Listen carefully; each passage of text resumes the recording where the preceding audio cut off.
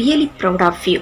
India's most handsome CM, the real inspiration. நல்லாட்சி அமையணும், ஒரு மக்களாட்சி வந்து நல்ல முறையில் செயல்படணும்னு சொல்லிட்டு அவர் வந்து வர்றாரு. இதே போல தான் ஆண்டவர் என்ன செஞ்சாரு, அந்த காலத்தில் வாழும்போது அங்கே நிறைய போதகர்கள் உண்டு, நிறைய டேலண்டான பர்சன்ஸ் உண்டு.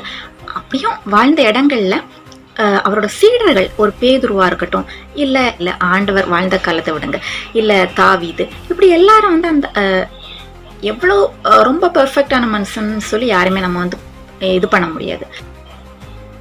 இப்படி அவர் வாழ்ந்த காலங்கள்லையும் கூட அவர் வந்து யார் ஒரு மேசியா இல்லை, அவர் வந்து என்னது ஒரு அவர் சொல்ற இதுகளை யார் நம்புவா, அவரை நம்பாதீங்க, அவர் பிசாசு பிடிச்சவர், இப்படி வந்து பல பல புரளிகளை வந்து பல வேர்டுகளை வந்து யூஸ் பண்ணாங்க. கண்டும் விசுவாசியாம நீ வந்து காணக்கூடாத இடத்துல எப்படி அன்பா இருப்பார். இதே போலதான் எரிகோவை என்ன பண்ணாங்க, ஆண்டவர் வந்து யோசுவாவை பார்த்து சொல்றாரு, நீங்க வந்து எரிகோவை 7 நாள் ஒவ்வொரு நாளும் வந்து ஒவ்வொரு தடவை வந்து நீ என்ன பண்ணுங்க, அந்த எரிகோ மதில வந்து சுத்தி வாங்க, எக்காலத்தை வந்து ஊதி நீங்க வந்து சுத்தி வாங்கன்னு சொல்லி சொல்றாரு. அதே போல அவங்க வந்து 1 நாள் 2 நாள் அப்படின்னு சொல்லி 7 நாள் என்ன பண்ணாங்க, சுத்தி வந்தாங்க. 7வது முறையும் சுத்தி வந்துட்டாங்க. அதுக்கப்புறம் என்ன பண்ணப்பட்டுச்சு, எக்காலம் ஊதப்பட்டுச்சு. அப்படி ஊதும்போது என்ன ஆச்சுது, அந்த எரிகோ மதில் வந்து என்னது தகர்த்தெறியப்பட்டது.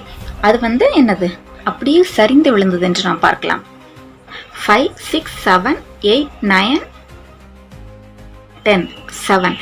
அதே போல என்னது 7வது நாளா ஆண்டவர் நமக்கு என்னது ஜெயத்தை தந்திருக்கிறாரு, எரிகோ மதில்கள் இடியும்படியாக. இதே போலதான் ஜீசஸும் கூட, நான் வந்து வரப்போறேன், என்னோட கட்டளைகளை நியமங்களை நீங்க வந்து கடைபிடிக்கணும், நியாயங்களை கை கொண்டு அதன்படி செய்யுங்க அப்படின்னு சொல்லிக்கிட்டு ஆண்டவர் என்னது நமக்காக, நீங்க இதெல்லாம் பண்ணீங்கன்னா நான் உங்களுக்கு என்னது நித்திய ஜீவனை கட்டளை இடுவேன், நித்திய ஜீவன் தருவேன், நமக்காக ஜீவ தண்ணீர் உள்ள நீரூற்று நமக்காக காத்திருக்கும், அதுல இலவசமா என்னது ஜீவ நீரோடைகள்ல என்னது நம்மளுடைய தாகத்தை தீர்த்து கொள்ள நமக்கு தாகம் இராது.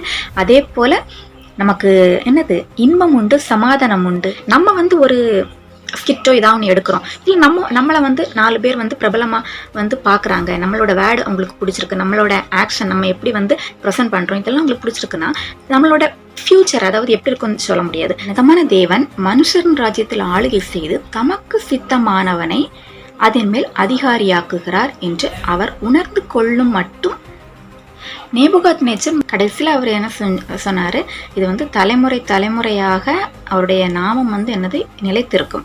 அதே போலதான் நம்மளோட எண்ணம் சரியா இருந்தா என்னது தலைமுறைக்கும் நீடிக்கும்.